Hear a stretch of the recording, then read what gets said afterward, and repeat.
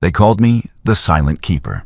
For 16 years, I processed the deaths of Imperial servants with a precision that earned me 3 commendations and the trust of men who trusted no one. I verified casualty reports against regimental rosters, cross-referenced burial coordinates with tactical assessments, maintained the sacred ledgers that proved every death in the Emperor's service was witnessed, recorded, and honored. My supervisor said my devotion made me incorruptible. I believed him. I believed the work sanctified the dead. I believed that every name I entered into the archives mattered to someone, somewhere, that my diligence was a form of prayer. My name is Davos Kellian. I served as Second Rank Casualty Registrar at Administratum Station Helix 9 in the Calixis sector for 16 years and 43 days. And I want you to understand something. I was not corrupted by chaos or broken by heresy. I was destroyed by loyalty, by the realization that the Imperium I served with perfect faith had designed itself to devour its faithful, and that my meticulous work had helped it feed. The archive maintained climate control at precisely 16 degrees Celsius, cold enough to preserve parchment indefinitely, cold enough that my breath formed small clouds when I whispered the prayers of filing. The temperature never varied, not in summer cycles or winter, not during shift changes or maintenance periods. 16 degrees, always. The consistency pleased me. It suggested order, control, the careful management of sacred duty. Every morning at the 6th hour, I would arrive at my terminal cubicle in Archive Subsection Gamma, a space exactly 3 meters by 3 meters with walls lined floor to ceiling with data slates containing casualty reports stretching back 217 years. My station was positioned between Mortis, who processed naval losses with grim efficiency, and Kalin, who handled civilian collateral with the detachment of a man who had stopped counting deaths decades ago. We rarely spoke. The work demanded concentration and silence. We were priests in a temple of the dead, and our liturgy was accuracy. My routine achieved liturgical precision through repetition. At the start of each shift, I would light the small devotional candle positioned at the corner of my desk, a simple white taper in a brass holder marked with the Imperial Aquila. The flame would burn for exactly 12 hours before guttering out, a perfect measure of a work cycle. I would recite the prayer of accurate recording, words I had memorized so completely that my mouth formed them without conscious thought. Emperor, guide my hand to truth. Let no name be forgotten. Let no sacrifice go unrecorded. Let my work honor those who gave all in your service. Then I would begin processing the previous day's casualty transmissions, documents arriving via secure Vox network from 1,000 war zones scattered across the segmentum. Each death required 7 verification steps, and I performed them in exact sequence every time. First, confirmation that the deceased's name appeared on official deployment rosters maintained by the Departamento Munitorum. This prevented fraudulent death benefit claims and ensured we were recording actual Imperial servants rather than civilian dead or fabricated identities. Second, verification of the kill report's authentication codes, the cryptographic signatures that proved the document originated from legitimate command authority. Third, cross-referencing the date of death against campaign timelines to ensure temporal consistency. A soldier could not die in a battle that had not yet occurred or had concluded weeks prior. Fourth, confirming the manner of death aligned with tactical reports from the relevant theater. If a guardsman was listed as killed by orbital bombardment during a ground assault with no air support, something was wrong. Fifth, logging the coordinates of remains recovery or last known position. Sixth, updating regimental strength assessments so command could track unit effectiveness and replacement requirements. Seventh, filing the completed record in both physical and digital archives, the paper copies stored in the deep vaults 3 levels below my station. The digital versions encrypted and backed up to servers on 3 separate stations across the subsector. I took profound pride in this work. Each name I processed represented a soul who had given everything to the Imperium's survival, and I ensured they would be remembered with the dignity their sacrifice deserved. The ledgers were not merely administrative tools, they were monuments. When a guardsman's family petitioned for death benefits, My records provided proof of sacrifice and legitimacy. When regimental historians compiled honor rolls for remembrance ceremonies, my files supplied the verified names. When ecclesiarchy priests delivered sermons about the price of humanity's survival, the casualty statistics I calculated gave weight and specificity to their rhetoric. This was not bureaucracy. This was holy duty. This was ensuring that the Emperor's faithful, those who stood between civilization and the abyss, would never be forgotten or dismissed as mere numbers in a strategic calculation. The archive's atmosphere suited its sacred purpose perfectly. The recycled air carried the scent of aged parchment, the faint sweetness of machine oil from the cogitator banks, and the ever-present hint of devotional incense that permeated every Imperial facility, like a prayer made physical.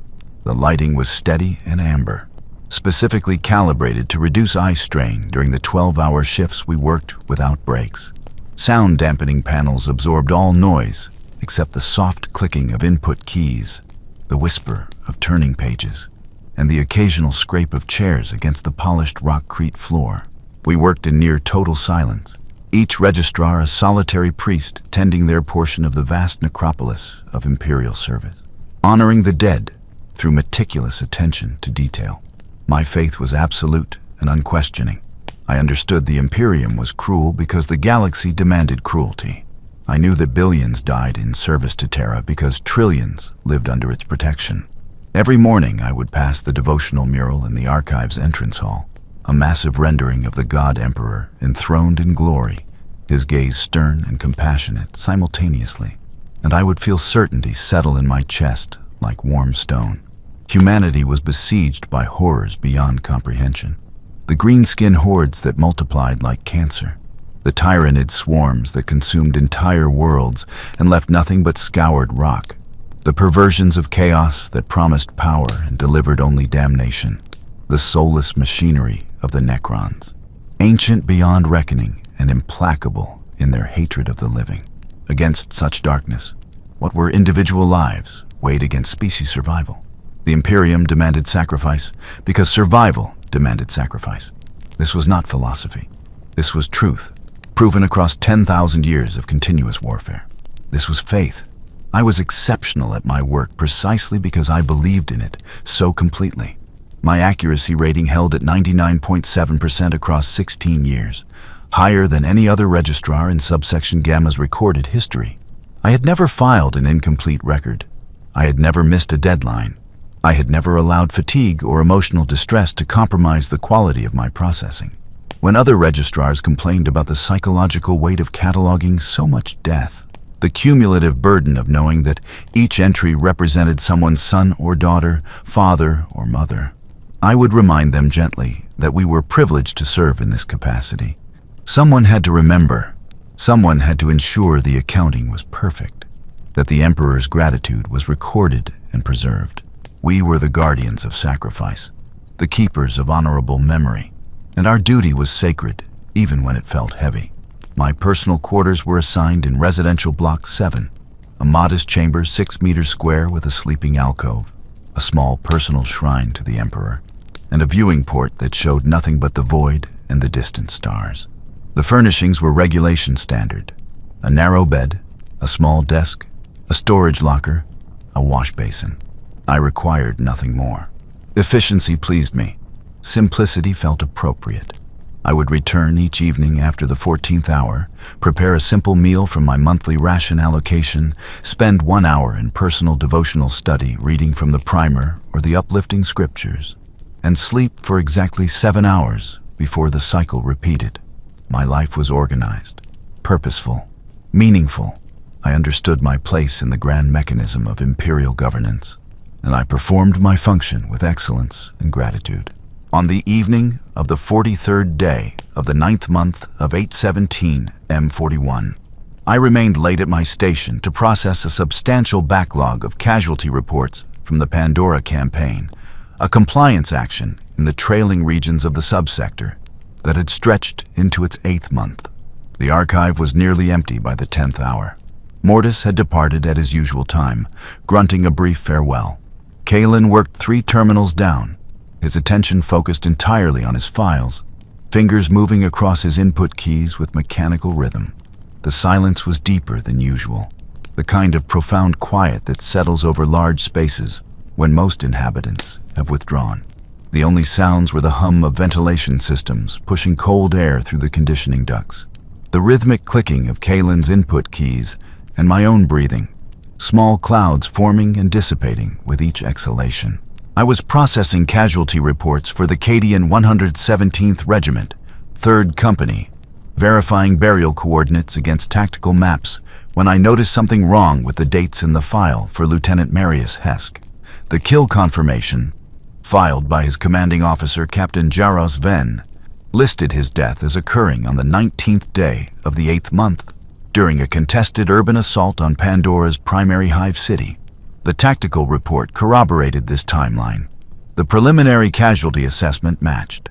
The regimental strength report showed 3rd Company at 73% effective strength following the engagement, consistent with Lieutenant Hesk's loss. But the formal death certificate, the document requiring 3 authorization signatures including a commissariat witness and bearing the crimson seal of the Departamento Munitorum, was dated the 7th day of the 8th month, 12 days before the battle that killed him. I checked the date 3 times, certain I had misread. Authentication codes were valid. The signatures were properly executed with appropriate authorization levels. The document bore every mark of legitimacy, but it was impossible.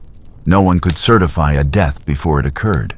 Death certificates required witness confirmation of remains or reliable testimony from surviving unit members.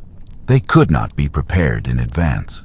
I told myself there must be an administrative error, perhaps a transcription mistake during data entry from hard copy to digital format, a clerk reversing digits in the date field. Such errors occurred occasionally, despite multiple verification steps. I flagged the file for review and continued processing, pushing the unease aside. The next file contained a similar discrepancy.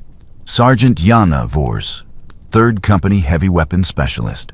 Death confirmed on the 22nd day of the 8th month during a supply convoy raid in Pandora's industrial districts.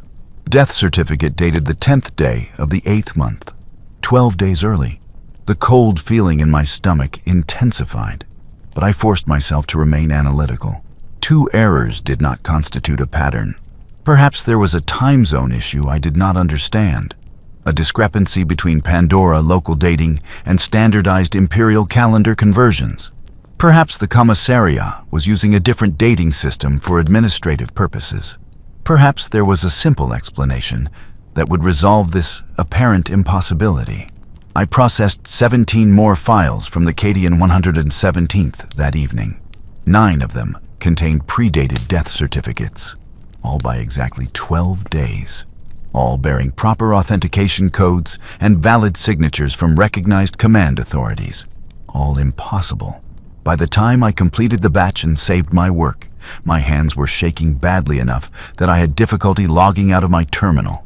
I sat in the cold silence for several minutes, staring at the blank screen, trying to construct explanations that would restore my certainty. Nothing fit. The dates were wrong in a way that suggested something far worse than clerical error. I walked back to my quarters through corridors that suddenly felt colder than 16 degrees, though the temperature had not changed. The walk took 8 minutes, the same as always. But tonight, the distance felt longer. The devotional murals and inspirational inscriptions that lined the walls seemed different somehow, their messages about sacrifice and duty taking on implications I had never considered.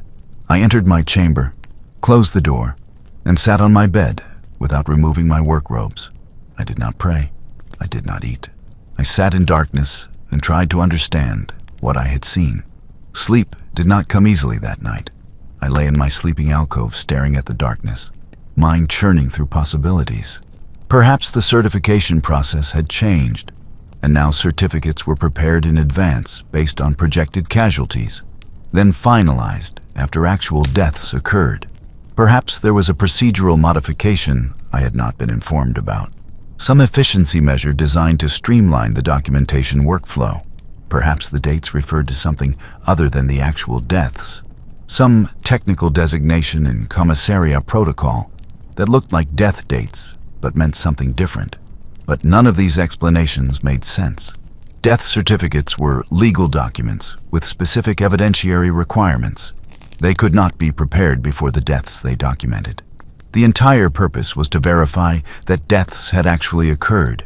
I knelt before my personal shrine at the 3rd hour of the morning, unable to sleep, and recited the Litany of Doubt, a prayer taught to all Imperial servants for moments when faith was tested. The words spoke of questions as a path to deeper understanding, of uncertainty as the precursor to stronger conviction. I asked the Emperor to help me understand what I had discovered. I begged for clarity, for an explanation that would restore my certainty and allow me to return to work with the confidence I had carried for 16 years. I wanted to believe there was a reason. I wanted the cold feeling in my chest to dissolve. I wanted to wake the next morning and discover I had been wrong, that I had misunderstood something obvious and would laugh at my foolish panic. The Emperor did not answer. The shrine remained silent. The candles burned with steady flames that cast no warmth.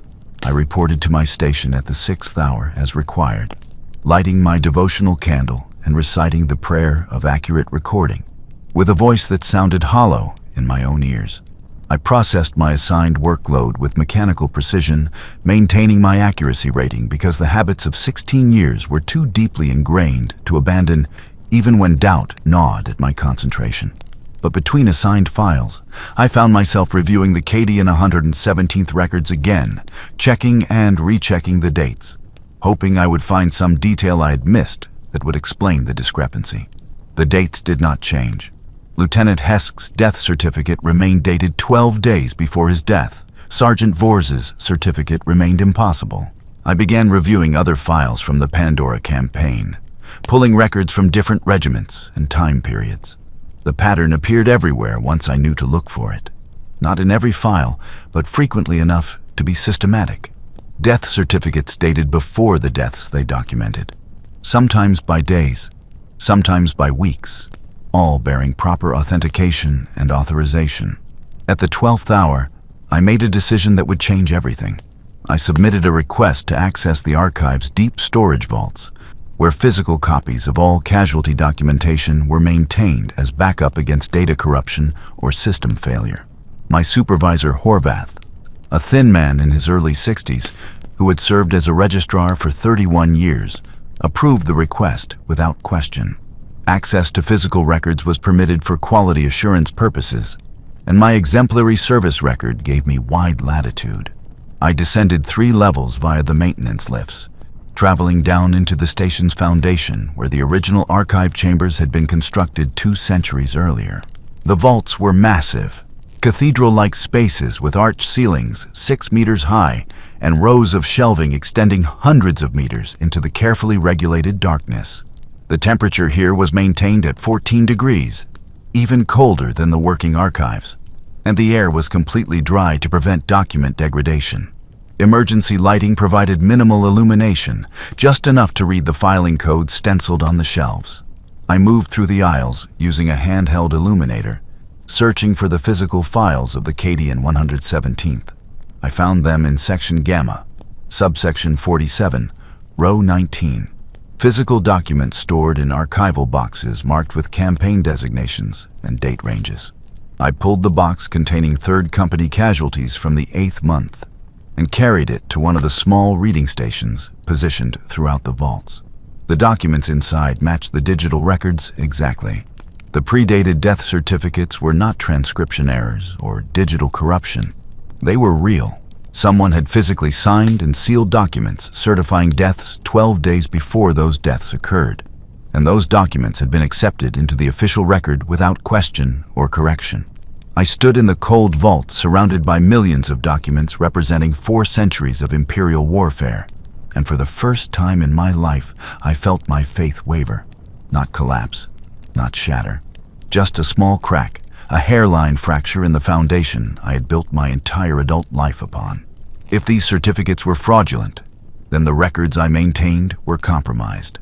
If the records were compromised, then my entire purpose was built on corrupted foundations. Everything I believed about the sanctity of my work the importance of accurate documentation, the honor I provided to the dead. All of it rested on the assumption that the system I served was fundamentally honest. What did it mean if that assumption was wrong? I could not bring myself to report this immediately. The implications were too vast, too terrible.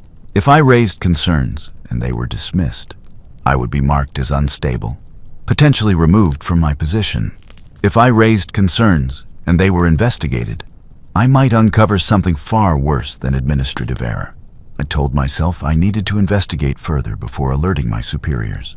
I told myself I was being thorough, protecting the integrity of the archives by confirming the scope of the problem before triggering an official inquiry. But I was lying to myself. I was afraid. Afraid of what I might discover. Afraid of what it would mean. Afraid of losing the certainty that had organized my life for 16 years. Over the next 3 weeks, I began conducting what I told myself was a quality audit, reviewing casualty files from campaigns across the past decade. I worked during my normal shifts and volunteered for additional hours, explaining to Horvath that I wanted to verify our systems were functioning correctly and our accuracy remained exemplary. He praised my initiative, noting that such diligence was exactly what made me an exceptional registrar. Kellian asked if I was feeling well, observing that I looked tired and had lost weight. I assured him I was fine, just focused on an important project. Mortis said nothing, barely acknowledging my existence as always. I processed my assigned workload with the same precision as always, while secretly pulling files from completed campaigns, searching for patterns, looking for evidence that would either confirm or disprove my growing suspicions. I started with recent campaigns, working backward through the archives, documenting every instance of predated death certificates, building a database of discrepancies that grew larger each day. The Pandora campaign was not an isolated case. The Cravian suppression, a compliance action against a rebellious mining world in the neighboring subsector, showed similar discrepancies across multiple regiments. The Third Armageddon War records contained thousands upon thousands of death certificates dated days or weeks before the actual deaths they documented. The Sabbath World's Crusade files revealed something even more disturbing. Casualty projections prepared months in advance, statistical models predicting deaths with remarkable accuracy, and pre-printed death certificate templates filled in later with actual names but bearing dates that preceded the battles. But these were not projections or estimates. They were presented as verified deaths, complete with authentication codes, witness signatures, and commissaria seals. The documents made no distinction between projected casualties and confirmed deaths.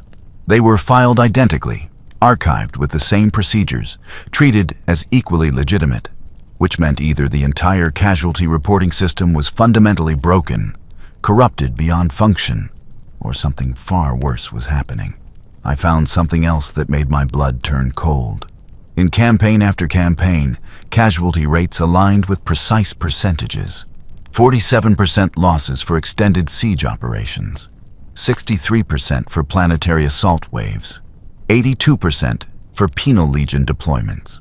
The variations were minimal, falling within 2 percentage points across hundreds of separate engagements spanning decades and involving different enemy types, terrain conditions, and tactical circumstances. This degree of consistency was statistically impossible unless someone was engineering the outcomes. 47% losses during siege operations, whether facing orc fortifications or chaos corrupted PDF positions. 63% casualties during planetary assaults, whether dropping into light resistance or contested landing zones. The numbers did not vary with conditions. They did not reflect tactical reality. They suggested something terrifying. The deaths were not being recorded after they occurred. They were being planned beforehand. Regiments were deployed with expected casualty rates already calculated, certificates prepared in advance, and the actual battles merely filled in the details. The Imperium was not responding to losses. It was prescribing them. I tried desperately to rationalize this discovery.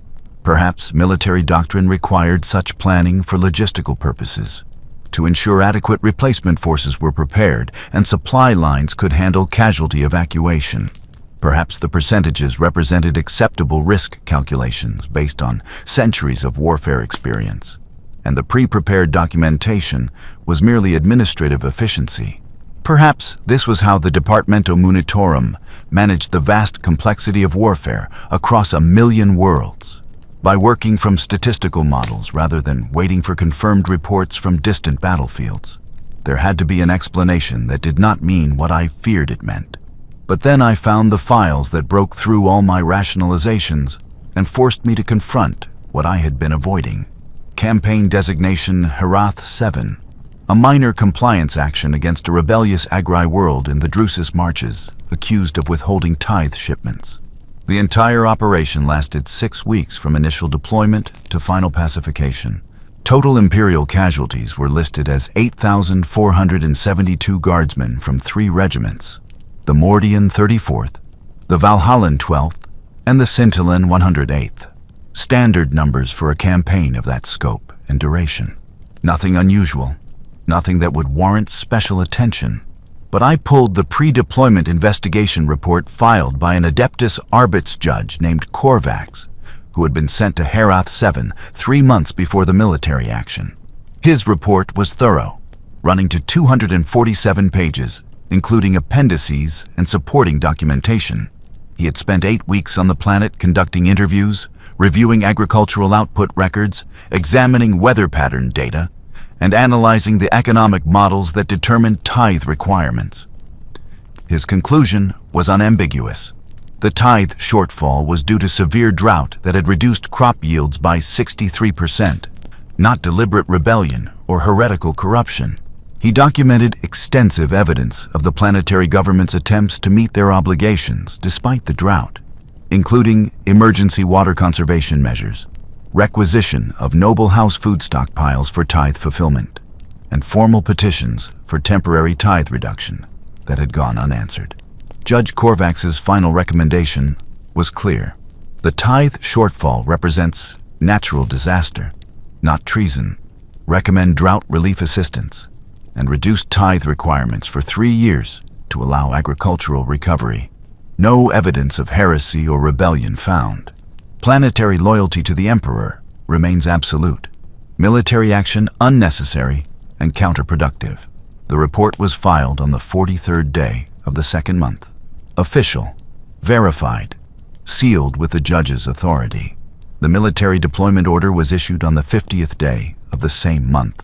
7 days after the investigation concluded, there was no rebellion and recommended against military intervention.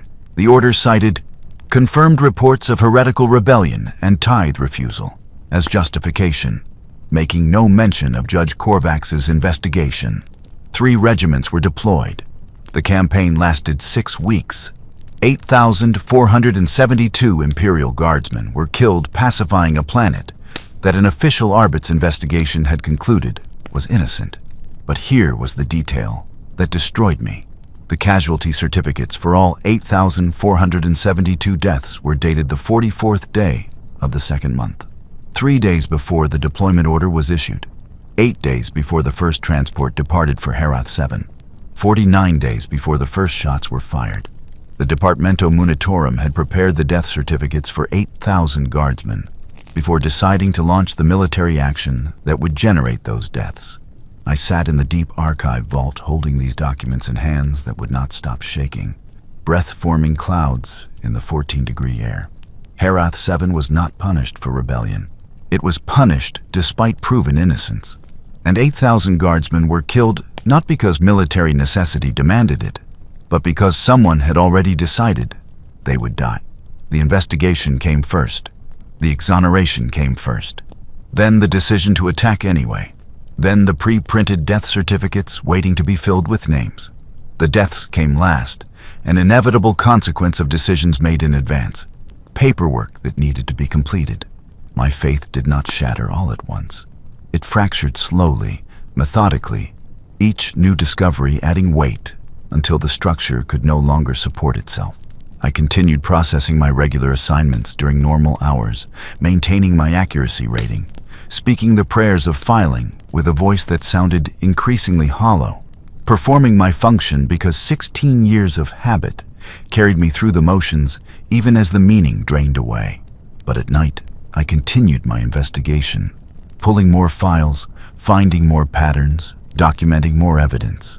The archive became a tomb I was condemned to excavate, each record revealing not honor, but horror, not sacrifice, but slaughter, dressed in the language of duty.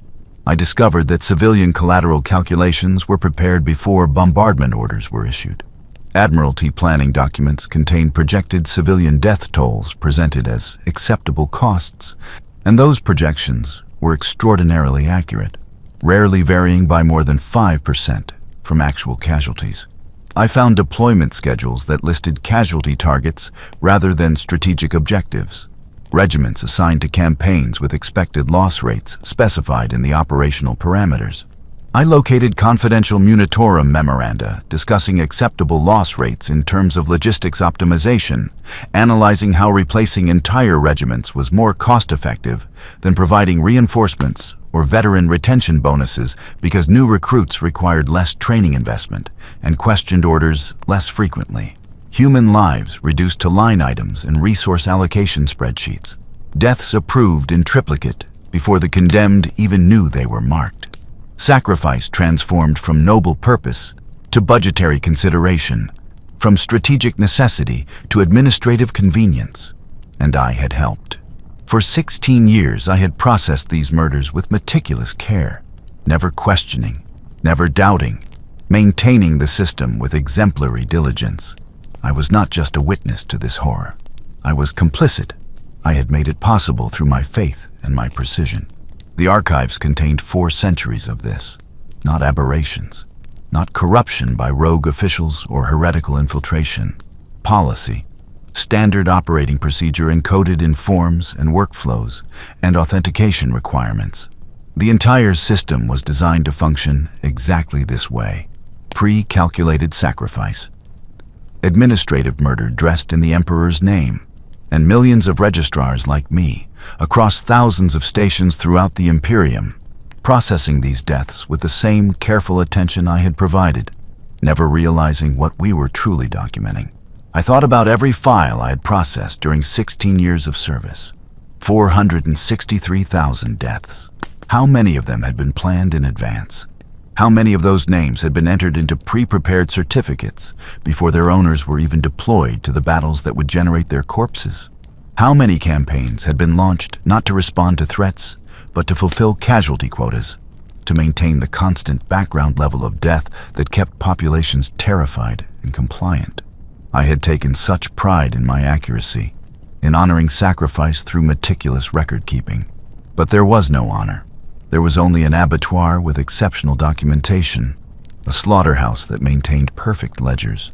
I stopped sleeping more than 3 hours each night. The exhaustion was cumulative, building until I could feel it in my bones, but I could not rest. Every time I closed my eyes, I saw the names. Lieutenant Hesk, Sergeant Vors, the 8,472 dead of Herath 7.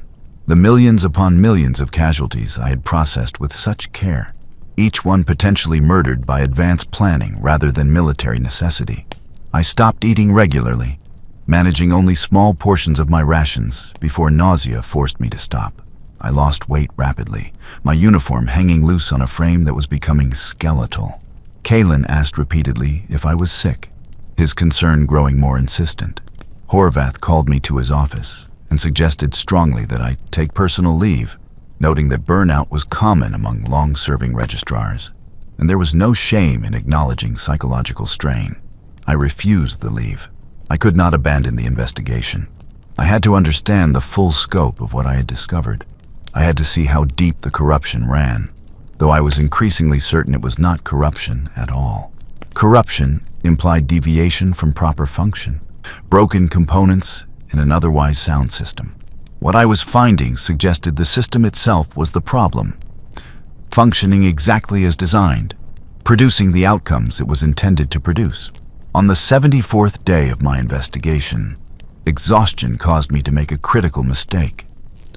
I was reviewing classified commissariat records that detailed execution procedures and authority limitations, searching for evidence of how pre-planned casualties were distributed between combat deaths and summary executions when battlefield attrition fell short of targets.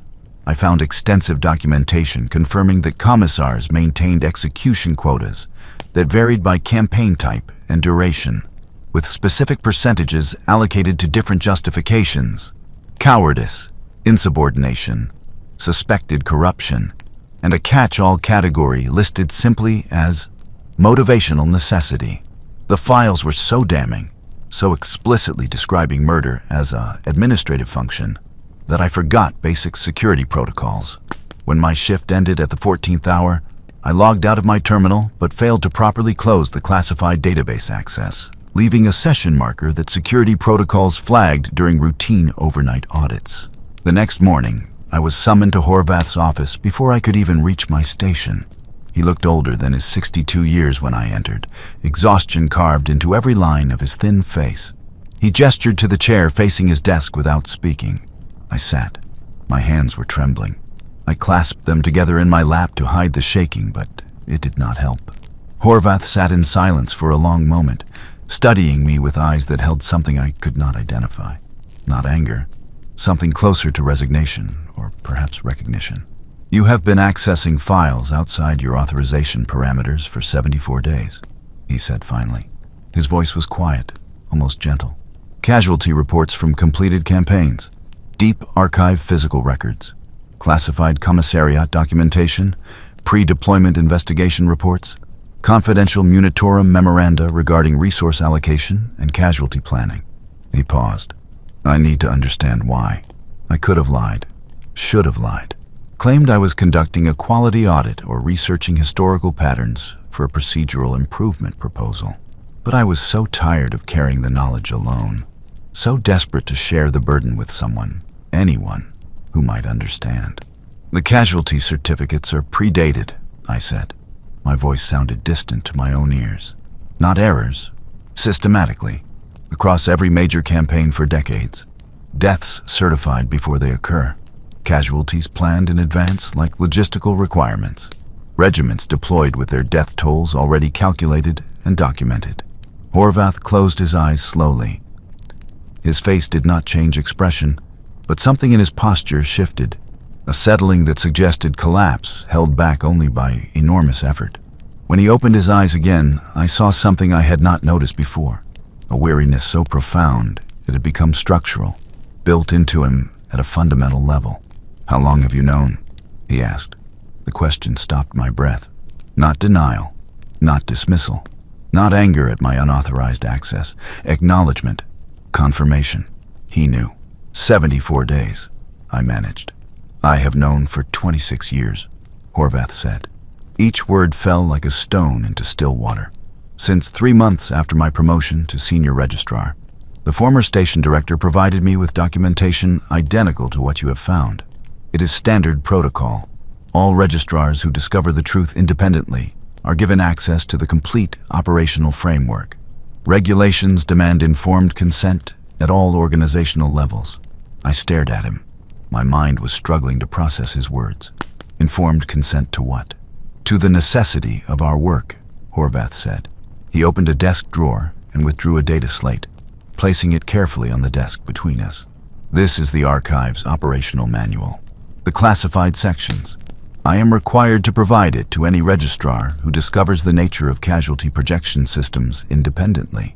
You have earned the right to understand what you have been serving." I looked at the data slate like it was a venomous serpent. "I do not want to understand. I want to be wrong."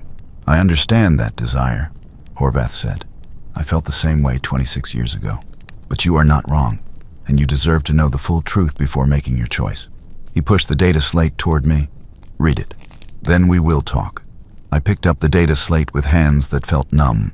The document was titled Departamento Munitorum Casualty Processing, Philosophical and Operational Foundations. It contained 137 pages of dense text, appendices, historical analysis, and doctrinal justifications. I began reading.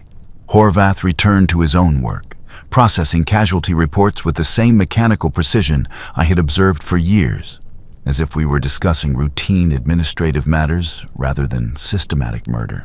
The introduction stated clearly that imperial military doctrine required pre-calculated casualty targets for every deployment. These targets were not estimates or projections for planning purposes.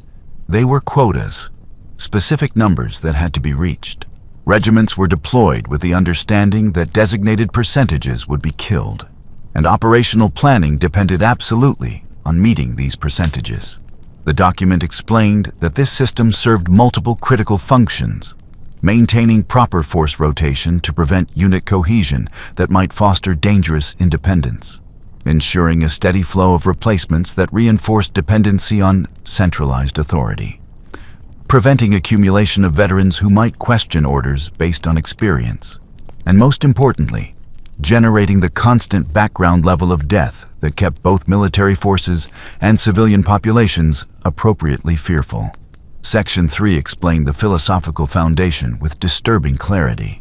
Fear was the Imperium's most effective tool for maintaining cohesion across 1 million worlds separated by vast distances and centuries of cultural drift. Populations that felt safe grew complacent. Complacency bred questions. Questions led to dissent. Dissent fractured unity. Fracture invited the predations of chaos, xenos, and worse.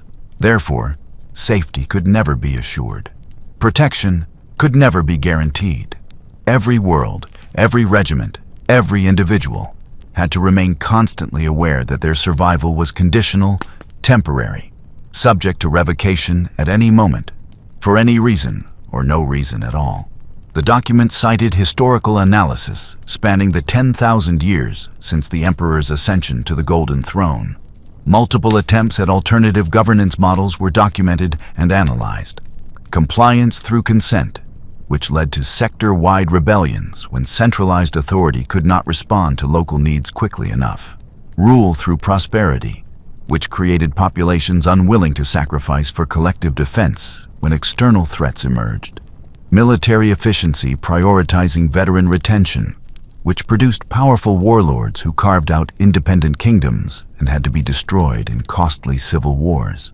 Democratic reform initiatives, which generated endless debates that paralyzed decision-making until Xenos invasions rendered the discussions moot. Every alternative to fear-based control had resulted in fragmentation. Every attempt at softer governance had weakened the Imperium's ability to respond to the existential threats that pressed in from all sides, and fragmentation invited disaster. Worlds that broke from imperial authority became easy prey for chaos corruption, orc conquest, tyrannid consumption, or Necron subjugation. Independence was not liberation. It was suicide. Section 5 discussed implementation with clinical precision. Death certificates were prepared in advance to ensure logistical accuracy and prevent delays in death benefit processing. Casualty quotas were calculated using sophisticated statistical models that accounted for campaign type, enemy composition, terrain conditions, expected duration, and desired psychological impact. If a regiment suffered fewer casualties than projected, supplemental actions were authorized to reach the target numbers. Commissariat doctrine included explicit guidelines for acceptable pretexts for summary executions when battlefield attrition fell short. Suspected cowardice, minor insubordination, failure to advance with sufficient aggression, questioning of orders, visible defeatism, spreading rumors, and the broad category of morale enforcement necessity. The document explained this with horrifying rationality. The system could not tolerate mercy or fortunate outcomes that reduced planned losses. If a campaign succeeded with minimal casualties, it sent the wrong message. It suggested that Imperial forces could win without massive sacrifice. It implied that lives could be preserved through skill or luck or superior tactics. Such implications undermined the fundamental message the Imperium needed to send: that survival was expensive, that the Emperor's protection required constant blood payment, that no one was safe regardless of competence or loyalty. Therefore, if battles did not generate sufficient deaths naturally, deaths had to be manufactured. The numbers had to match the projections or the psychological impact was diminished. Section 7 addressed the question of justice and morality with an argument I found almost persuasive in its terrible logic. It acknowledged explicitly that many casualties would be innocents deployed against manufactured threats. It admitted that investigations would be ignored, that evidence of loyalty would be dismissed, that worlds would be destroyed for administrative convenience rather than actual heresy. It stated clearly that this was not a flaw in the system, but a fundamental feature. Then it argued that this was acceptable, even necessary, because the alternative was worse. The reasoning went like this. If the Imperium only punished actual heresy, only deployed forces against genuine threats, only executed the truly guilty, populations would begin to believe they could earn safety through compliance. They would think loyalty guaranteed protection. They would imagine that good behavior would save them. And this belief would be catastrophic because it would give them hope, and hope would lead them to test boundaries, to question arbitrary authority, to imagine they had rights or agency or value beyond their utility to the Imperium. The Imperium could not afford such beliefs. Hope was the first step toward independence, and independence was the first step toward chaos, corruption, or Xenos predation. Humanity survived not through hope, but through fear. Not through earned safety, but through constant terror. The arbitrary nature of imperial violence was not an unfortunate side effect, but the entire point. Populations had to understand that compliance offered no protection, that loyalty guaranteed nothing, that they could be killed at any moment for any reason regardless of innocence. This understanding, this absolute certainty of their own expendability, was what kept them obedient. This was what held the Imperium together. I read this section 3 times, trying to find a flaw in the logic. The argument was airtight in its own terrible way. If you accepted the premise that humanity faced extinction from external threats, and if you accepted that only a unified Imperium could marshal sufficient force to resist those threats, and if you accepted that unity required absolute obedience enforced through terror, then everything else followed inevitably. The innocent had to die alongside the guilty to prove that innocence did not matter. The loyal had to be destroyed alongside traitors to prove that loyalty provided no safety. Mercy had to be withheld, even when justified, to prove that the Imperium would never soften, never relent, never allow itself to be swayed by compassion or justice or human decency. Section 9 provided historical case studies. It detailed dozens of attempts across imperial history to govern sectors through alternative methods. The Macarian reforms in M36, which attempted to reward loyal worlds with reduced tithes and increased autonomy, led to 17 sector rebellions within 50 years, as populations decided they could negotiate for even better treatment. The Constantius Efficiency Initiative in M39, which tried to preserve veteran regiments and reduce wasteful casualties, produced 3 warlords who claimed imperial authority and had to be destroyed in wars that killed billions. The beneficent governorship of Lord Militant Alexos in M40, who ruled 3 subsectors through prosperity and consent, collapsed into chaos worship within a generation when a charismatic demagogue convinced the comfortable populations that they could achieve even greater pleasure through devotion to Slanesh. Every experiment in compassion had failed. Every attempt to reduce suffering had produced worse suffering. Every effort to make the Imperium kinder had made it weaker, and weakness invited predation from forces that knew no mercy whatsoever. Orcs did not spare worlds that governed themselves well. Tyranids did not distinguish between cruel regimes and just ones.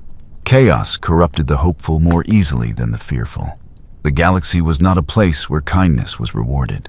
It was an abattoir where only the most ruthlessly pragmatic species could survive. Section 11 addressed the psychological burden on those who maintained the system. It acknowledged that registrars, commissars, inquisitors, and countless other imperial functionaries would eventually discover the true nature of their work. It stated that this knowledge would be devastating to faith and potentially to sanity. It then argued that this burden was necessary, that someone had to be willing to carry it, and that those who chose to continue serving despite full understanding were the Imperium's truest heroes, not the warriors who died in glorious battle, not the martyrs who sacrificed themselves willingly, but the administrators who signed death warrants knowing they were murdering innocents. The officers who ordered executions understanding they were filling quotas rather than enforcing justice. The record keepers who documented systematic slaughter and called it casualty processing. These were the Imperium's real guardians, the ones willing to become monsters to maintain the machine that kept humanity alive, the ones who surrendered their souls, their faith, their humanity, so that billions who would never know their names could continue existing in ignorance. The document called them the silent martyrs, those who sacrificed not their lives, but their righteousness, who chose damnation to preserve civilization. It suggested this was the highest form of service, to become evil so that others could remain innocent, to bear the weight of necessary atrocities so the masses could maintain faith in the Emperor's justice. I finished reading and sat in silence for a long time. The data slate rested in my hands, inert and neutral, containing arguments that felt simultaneously monstrous and undeniable. Horvath had stopped working and was watching me with those exhausted eyes. The archive around us hummed with its usual sounds, the ventilation pushing cold air, the distant clicking of other registrars processing deaths they believed were meaningful. Everything looked the same as it had 74 days ago, but I had changed in ways I could feel, but not fully comprehend. "You understand now," Horvath said quietly. Not a question, a statement of fact. "I understand the logic," I said slowly. "I do not know if the logic is correct." "Neither do I," Horvath said. "Neither has anyone, I suspect, in 10,000 years. But the logic has kept the Imperium functioning for 10,000 years, which suggests it may be correct, or at least more correct than any alternative we have discovered." He leaned back in his chair, looking suddenly older. "The question is not whether this system is righteous. It is not. The question is whether we have an alternative that would work better, and I have never found one. Neither did the former station director who explained this to me. Neither did his predecessor. We bear witness to evil because we cannot imagine a good that would actually preserve humanity's survival." "That world," I said. "Herath 7. The investigation proved innocence. 8,000 guardsmen died anyway. How is that survival? How does murdering innocents preserve humanity?" "Herath 7 was not punished for rebellion," Horvath said. "It was used as a demonstration, as a lesson for every other agricultural world in the subsector that tithe obligations are absolute, regardless of circumstances." "Did you research what happened after Herath 7? I shook my head. I had been so focused on the injustice itself that I had not considered consequences. Tithe compliance in that subsector increased by 37% over the following decade, Horvath said. Not one world withheld grain shipments regardless of drought or crop failure. Thousands of worlds increased their tithes beyond requirements, desperate to prove their loyalty, terrified of becoming another lesson. The Munitorum collected enough additional resources to equip and deploy 6 additional regiments, which were instrumental in repelling an orc incursion in the neighboring sector. Those 6 regiments saved an estimated 14 million lives. He paused, letting the numbers settle. 8,000 guardsmen and 17 million civilians on Herath 7 were sacrificed to generate enough fear that 6 additional regiments could be fielded, which saved 14 million lives elsewhere. Was this just? No. Was it moral? No. Did it work? Yes. Was there an alternative that would have produced better outcomes? I do not know. No one knows. But this is the calculation the Imperium makes constantly. Small horror to prevent larger horror. Visible atrocity to discourage invisible resistance. Murder to prevent war. You are defending it? I said. My voice was flat. I am explaining it, Horvath corrected. I defend nothing. I merely acknowledge that I have found no alternative that functions, and neither has anyone else. You asked me how murdering innocents preserves humanity. I am telling you the logic. I am not telling you it is right, but you continue serving, I said. Yes, Horvath agreed. Because someone must process the casualty reports, and I prefer it be someone who understands what they document, rather than someone who maintains comfortable ignorance. Because if I refuse, I will be replaced by another registrar who will do the work without questioning, and that seems worse. Because inaction is also a choice, And that choice also has consequences. And I have decided that bearing witness while maintaining the system is preferable to abandoning my post and allowing the records to be kept by those who feel no burden whatsoever. That is cowardice, I said. Perhaps, Horvath said. Or perhaps it is the only form of resistance available to me. I cannot stop the system. I cannot reform the Imperium. I cannot save even one life by refusing to process casualty reports. But I can remember. I can understand what each name represents.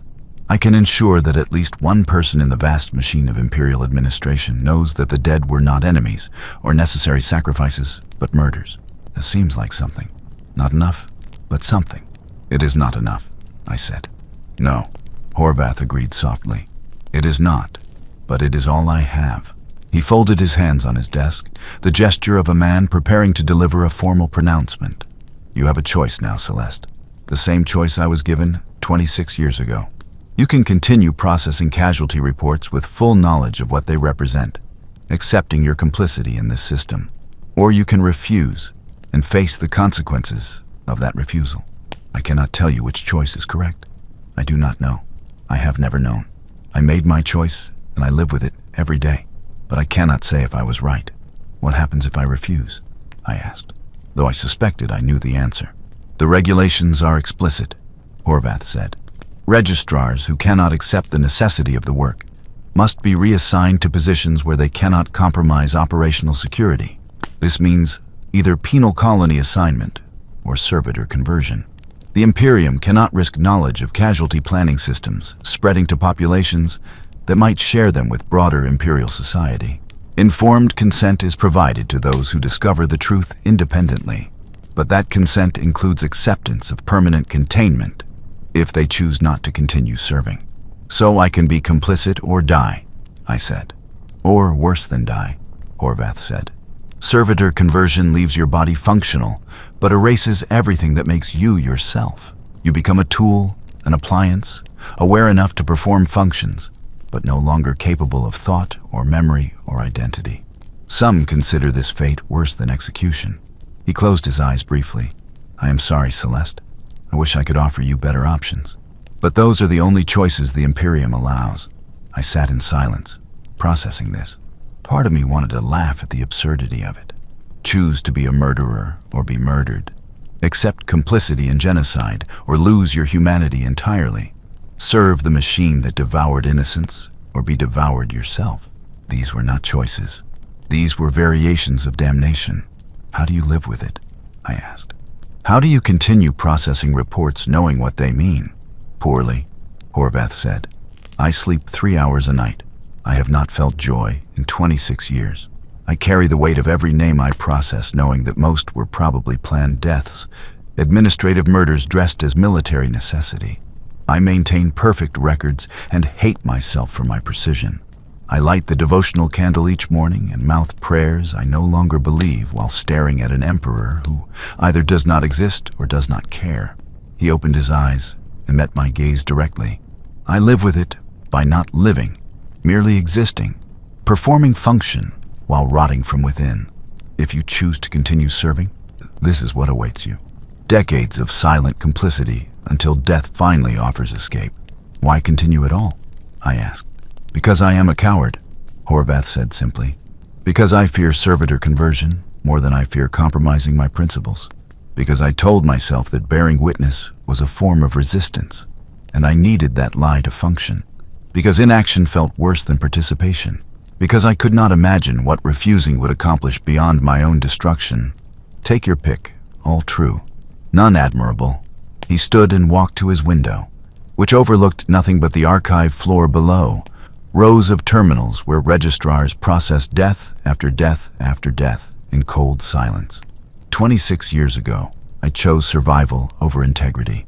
I chose to become a monster who remembered being human rather than a corpse or a servitor who remembered nothing. I told myself there was nobility in remembering, in ensuring someone understood. But there is no nobility in complicity. There is only compromise and rot and the slow death of everything that made me believe I was good. He turned back to face me. If you choose to continue, you will walk the same path I have walked. You will process casualty reports with perfect accuracy while knowing you document systematic murder. You will light devotional candles and recite prayers to an emperor you no longer trust. You will exist in a permanent state of moral injury that will never heal. You will become what I have become, a tool that still believes it might be human, a participant who pretends to be a witness.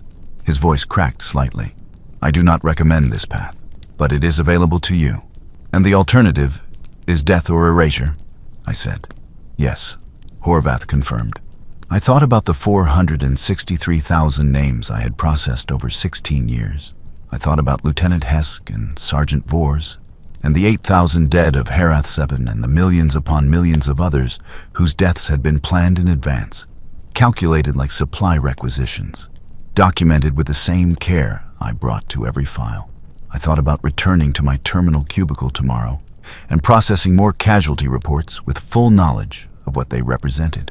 I thought about lighting the devotional candle and reciting the prayer of accurate recording while maintaining records of premeditated murder.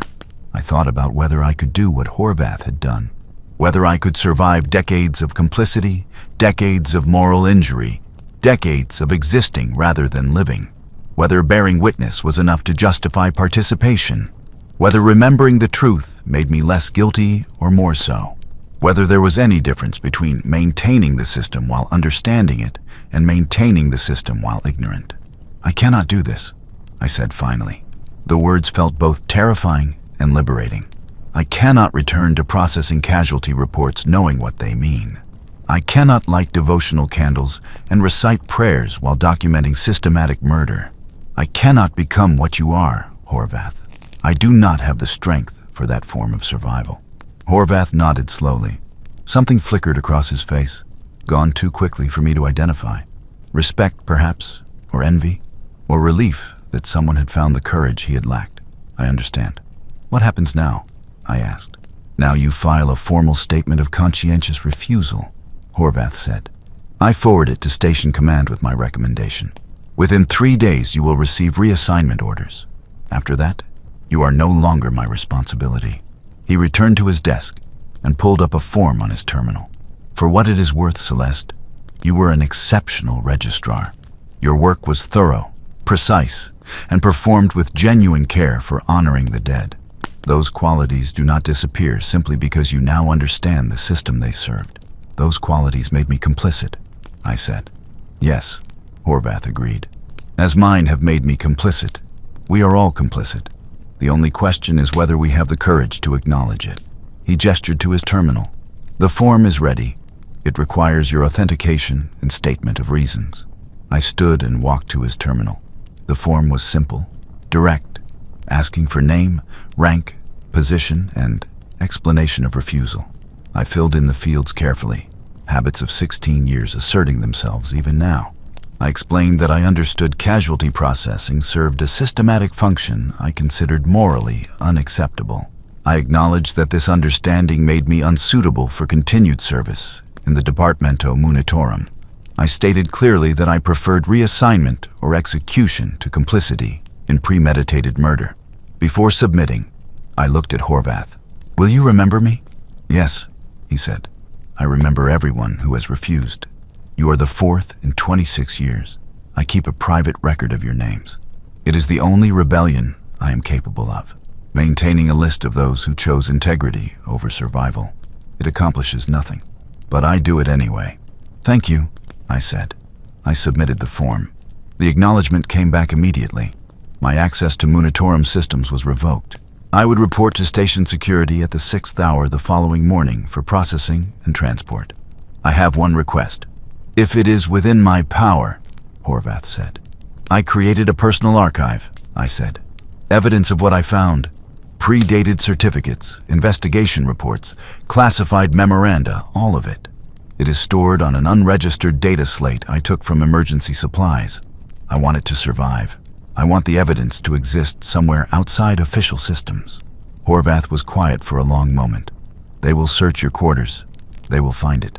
You will be charged with espionage, and the reassignment will be upgraded to immediate execution. I know, I said. Unless someone confiscates it first. during routine security inspection before reassignment processing, and fails to properly log it and disposes of it incorrectly. Horvath studied me. You are asking me to commit treason. I am asking you to preserve evidence of systematic murder, I said, to ensure that someday someone might understand what was done in the Emperor's name. You said you keep a private record of those who refused. Let this be a record of what they refused. It will accomplish nothing, Horvath said. The Imperium is too vast. No evidence will change it. Probably, I agreed.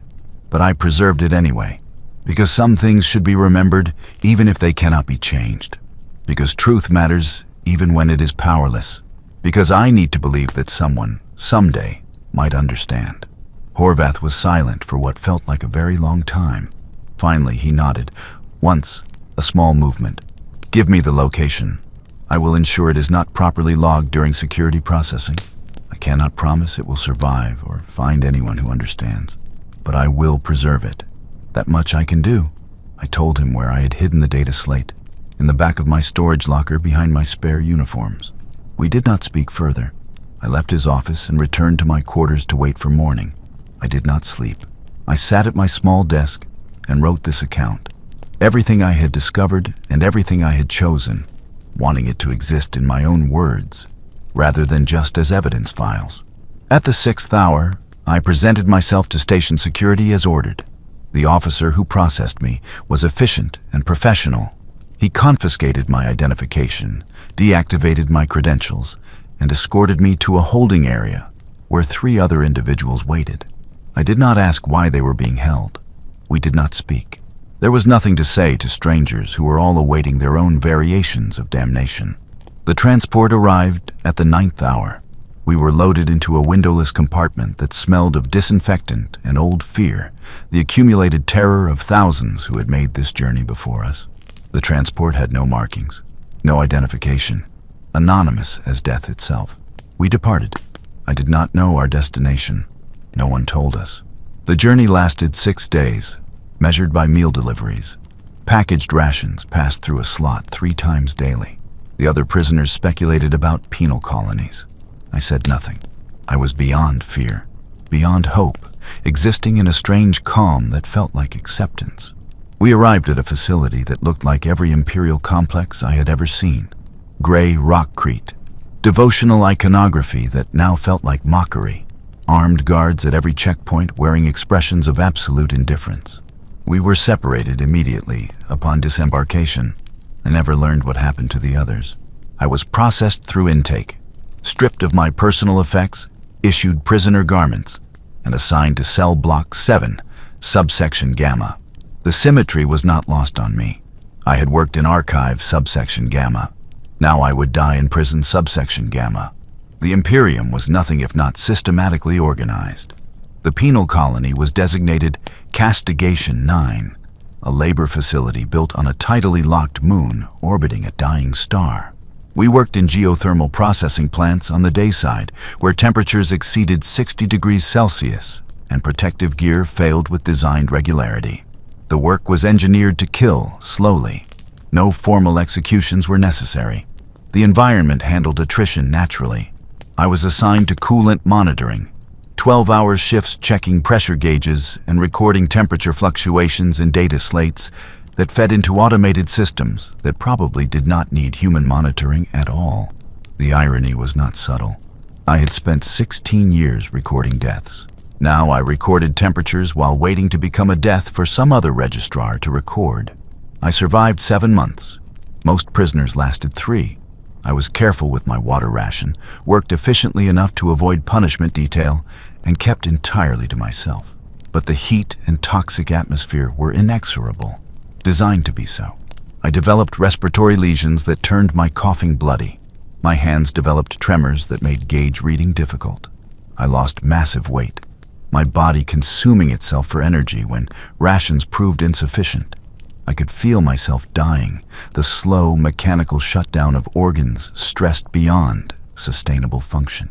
On the 14th day of the 7th month of my imprisonment, I was summoned to the warden's office. This was unusual. Prisoners did not meet with administrative staff except for disciplinary proceedings or processing for transfer to more lethal work assignments. I assumed I was being moved to one of the surface mining operations, where life expectancy measured in days rather than months. The colony's method for accelerating deaths when attrition rates fell behind quotas. Even here, even in a penal colony designed to kill, there were quotas to maintain. The warden was a man named Theron Kareth, gray-haired and gaunt with augmetic eyes that clicked and whirred when they focused. The sound was distinctive, servo motors adjusting focal length with mechanical precision. He gestured to a chair facing his desk. I sat, confused and wary. "You were a casualty registrar," he said. Statement, not question. "Yes," I confirmed. "What rank?" "Second rank, 16 years service." Kareth nodded slowly, his augmetic eyes clicking as they focused and refocused on my face. "I have your file." Conscientious refusal. "You discovered the nature of casualty projection systems and refused to continue processing." He paused, something unreadable in his expression. "That requires either extraordinary courage or extraordinary stupidity." I remain uncertain which. I said nothing. There was nothing to say. "I was a casualty registrar myself," Kareth said quietly. 23 years. First rank. I served at 3 different stations across the segmentum. I made the opposite choice. I continued processing with full knowledge of what the work meant, what the system was, what I was participating in. I told myself I was bearing witness, that someone needed to understand and remember, that my continued service had meaning beyond mere complicity. He stood and walked to his window, which overlooked the processing facility where prisoners worked in air hot enough to distort vision. But eventually, I realized I was simply enabling. That bearing witness while maintaining the system was not resistance, but collaboration. That my understanding made me more guilty, not less, because I knew exactly what I was doing and chose to continue anyway. So I requested transfer to this facility. Penance, perhaps, or punishment. Possibly, there is no difference. "Why are you telling me this?" I asked. "Because you made the right choice," Kareth said, turning back to face me. "Or at least the honest choice. I do not know if honesty and righteousness are the same thing in the Imperium that we serve, but you chose integrity over survival. And after 23 years of choosing survival over integrity, that matters to me." He opened a desk drawer and removed a data slate. "This was confiscated from your station quarters after your arrest. Unregistered, containing classified Munitorum documents detailing casualty planning systems, predated death certificates, ignored investigation reports, and confidential memoranda discussing murder as logistics optimization." The evidence archive. I had forgotten they would search my quarters. Of course they found it. "Are you here to execute me for espionage?" "I am here to give it back to you," Kareth said. He placed the data slate on the desk between us.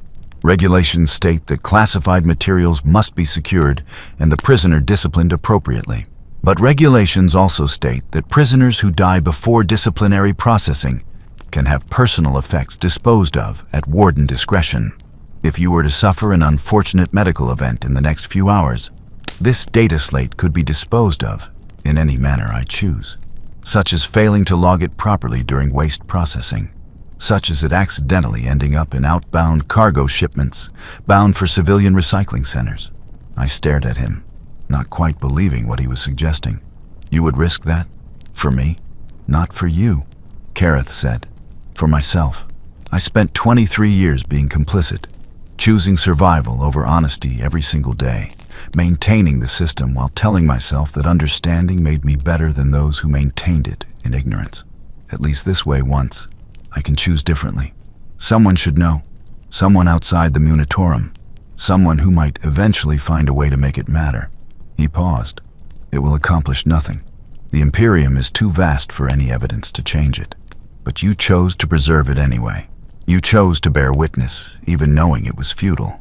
I can honor that choice by ensuring the evidence survives you.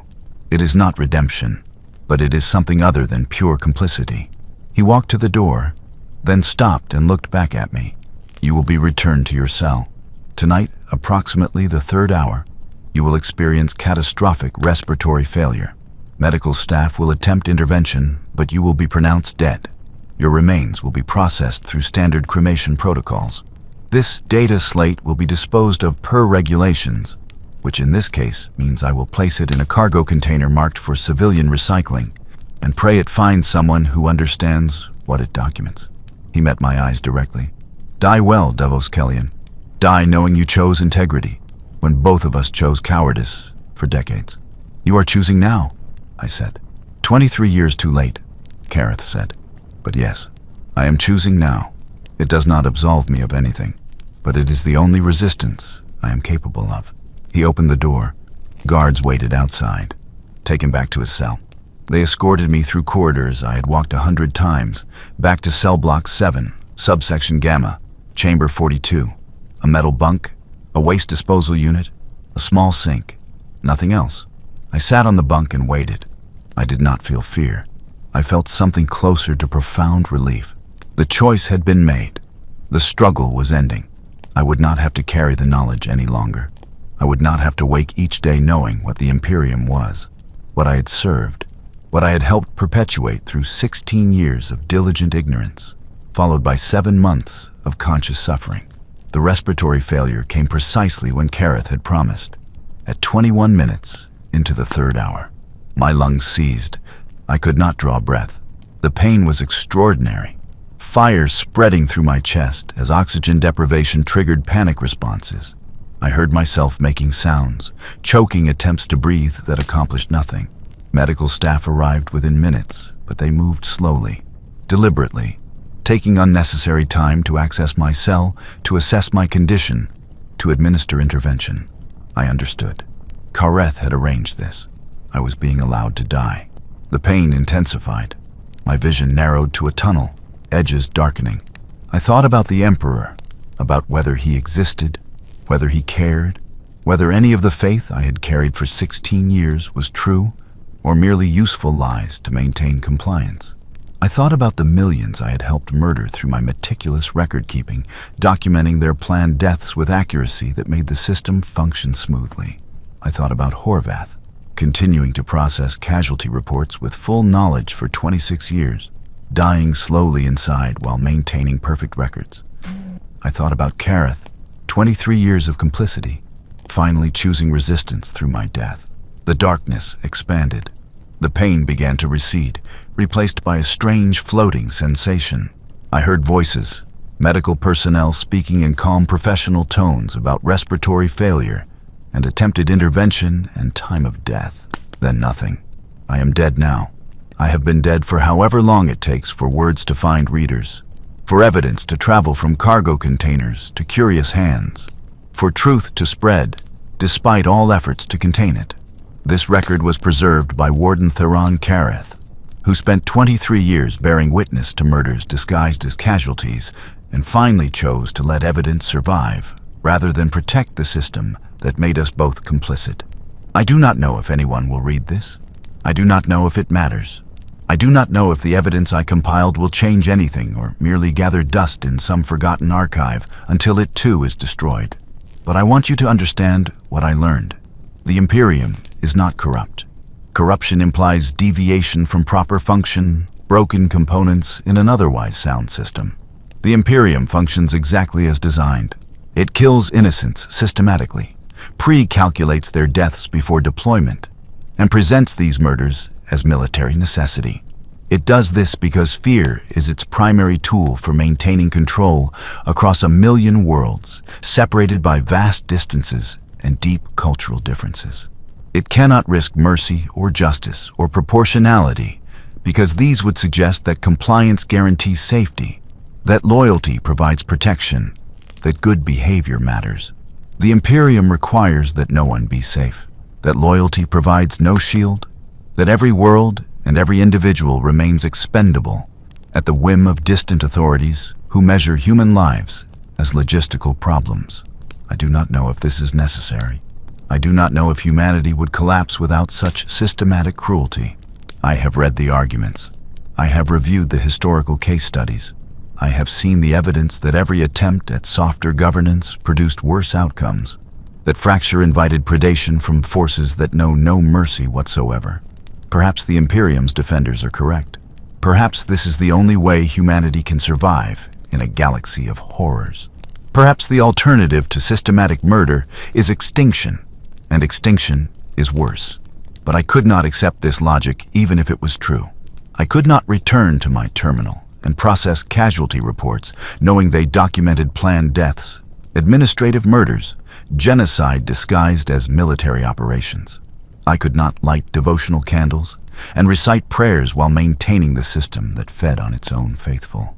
I could not become what Horvath became, what Kareth became, what thousands of Imperial functionaries become when they discover the truth and choose survival over integrity.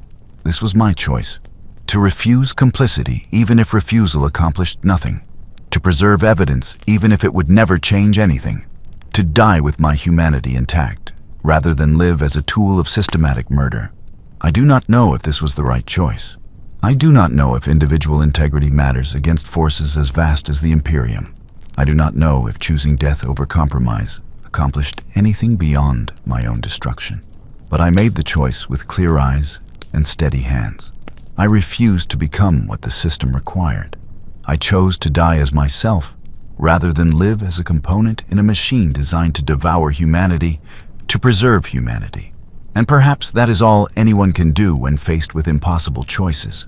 Refuse the compromise that destroys the soul, accept the consequences, and hope that somewhere, somehow, the refusal matters. If you are reading this, you have found the evidence I compiled. Predated death certificates, ignored investigation reports, confidential memoranda discussing casualty quotas and murder as administrative policy, proof that the Imperium systematically plans deaths in advance, deploys forces knowing they will be killed in predetermined numbers, and manufactures threats to justify massacres that serve no purpose except maintaining terror. I do not ask you to rebel. Rebellion is likely futile and will result in your own destruction. I do not ask you to spread this information. Doing so will mark you for elimination and accomplish little. I ask only that you remember. Remember that the casualty reports are not unfortunate necessities, but planned murders. Remember that the sacrifices you are told are heroic are often administrative decisions made before deployment. Remember that the system you serve was designed to devour its own faithful, and that your devotion feeds the machine. And perhaps, if you have the strength I lacked for 16 years, question what you are asked to do in the Emperor's name, not openly, not suicidally, but quietly, in the privacy of your own conscience. Ask yourself whether the orders you follow serve humanity's survival or merely the Imperium's control. Consider whether the deaths you document or authorize or execute are truly necessary or merely convenient. Preserve your humanity in whatever small ways remain available. This is my testimony. My name was Davos Kellian. I served the Departamento Munitorum as Second Rank Casualty Registrar for 16 years and 43 days. I processed 463,000 deaths with meticulous accuracy. I believed I was honoring the fallen. I discovered I was documenting murders. I chose integrity over survival. I died rather than maintain the system. I do not know if my choice mattered. I do not know if this testimony will reach anyone who can understand it. I do not know if individual resistance means anything against the vast machinery of Imperial control. But I made the choice, and I died as myself. And perhaps that is all any of us can hope for in an empire built on the bones of its own faithful. Remember us. Remember that we refused. Remember that some chose death over complicity. And if you can find the courage, in whatever small ways are available to you, choose humanity over the machine that claims to preserve it. This is the ledger of Ash. These are the names of the murdered, documented by one who finally understood what he was recording. May someone, somewhere, remember what was done in the Emperor's name, and may that memory matter more than my death. The Emperor protects, they told me, but he does not. We protect ourselves, or we die, and sometimes we die anyway, choosing the manner of our ending when we cannot choose its inevitability. I die free. That will have to be enough.